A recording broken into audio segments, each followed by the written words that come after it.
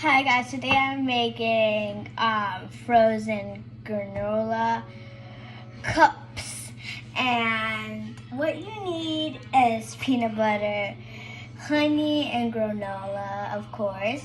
And so you get a bowl, and then you put the peanut butter and honey and granola together, and then you mix it, and then after that you put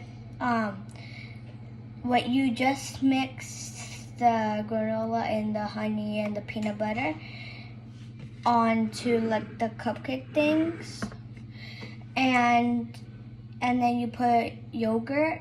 You need yogurt. It can be your choice, but I use your bunny yogurt because it had fruit, and yeah. So, you put yogurt on top of it. Then this is the fun part for me.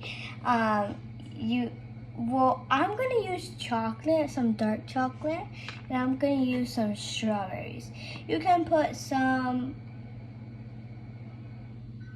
toppings on top of it. If you don't want toppings, then that's fine. But if you want toppings, it can be your choice. It can be your choice. So I'm just gonna put some dark chocolate right here.